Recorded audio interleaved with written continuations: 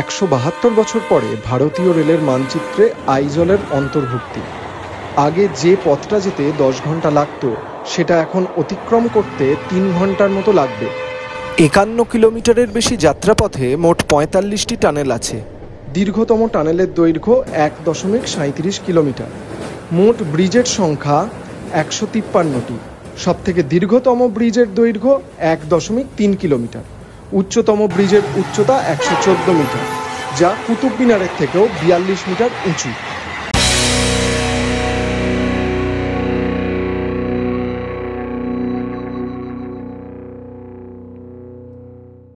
শনিবার যে বৈরবী সাইরাং রেল লাইনের উদ্বোধন করতে চলেছেন প্রধানমন্ত্রী নরেন্দ্র মোদী, তার এরকম সব খতিয়ান দেখে নিশ্চিতভাবে ভারতীয় হিসেবে গর্ববোধ করবেন আপনিও।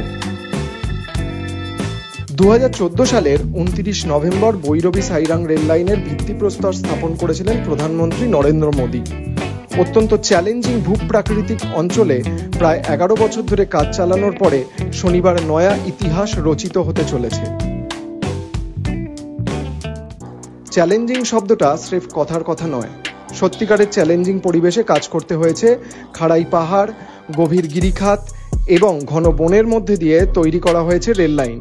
সেই সঙ্গে মিজোরামে যে লাগাতার বৃষ্টি হয় তার ফলে ঝুঁকিটা আরও বেশি ছিল। বৃষ্টির জন্য নভেম্বর থেকে মার্চ পর্যন্ত বছরে মাত্র ৪ মাস কাজ করা যেত। সেই সঙ্গে দুর্বল পাথর, জল ঢুকে যাওয়ার মতো চ্যালেঞ্জের মোকাবিলা করতে হয়েছে। শুনলে ব্যাপারটা হয়তো খুব মামুলি মনে হচ্ছে, কিন্তু একটু এদিক ওদিক হলেই বিপর্যয় অবধারিত ছিল। বিপর্যয় হয়েছেও। ২০২৩ সালে সাইরাংয়ে একটি নির্মীয়মান ব্রিজ ভেঙে মালদারি কমপক্ষে ২৪ জন শ্রমিকের মৃত্যু হয়েছিল। তাছাড়াও ইতিউতি ধস নেমেছিল কাজের সময়। সেই সব বিপর্যয় সামলেই ধীরে ধীরে এগিয়ে নিয়ে যাওয়া হয়েছে কাজ।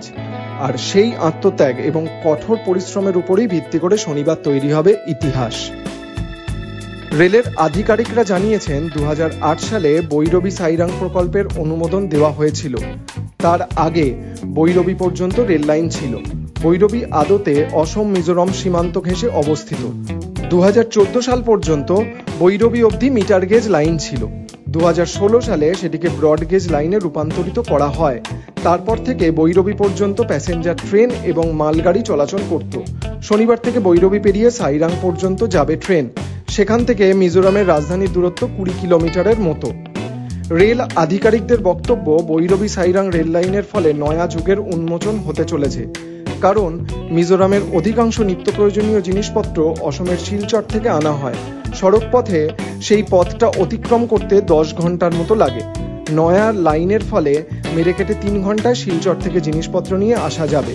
ফলে শিল্প, কৃষির মতো ক্ষেত্রে ব্যাপক লাভ হবে। অনেক কম সময়ে আর কম খরচে জিনিসপত্র নিয়ে আসা যাবে। আবার বাংলাদেশ এবং মায়ানমারের সঙ্গে মিজোরামের সীমান্ত থাকায় ক্রস বর্ডার বাণিজ্য বৃদ্ধি পাবে। ক্রস বর্ডার বাণিজ্যের ট্রানজিট হয়ে উঠবে মিজোরাম। শুধু তাই নয়, বৈরবী সাইরাং রেল লাইনের সুবাদে মিজোরামের পর্যটন ব্যবসা ফুলে ফেঁপে উঠবে। আপাতত কলকাতা বা গুয়াহাটি থেকে সড়ক পথে এবং আকাশপথে আইজল যুক্ত হলেও সেগুলি সময় সাপেক্ষ এবং খরচ সাপেক্ষ। একবার ট্রেন লাইন চালু হয়ে গেলে কম সময়ে কম টাকায় প্রচুর মানুষ নীল পাহাড়ের দেশ মিজোরামে চলে আসতে পারবেন। বিশেষত ভ্রমণ পিপাসু বাঙালির তো সোনায় সোহাগা হলো।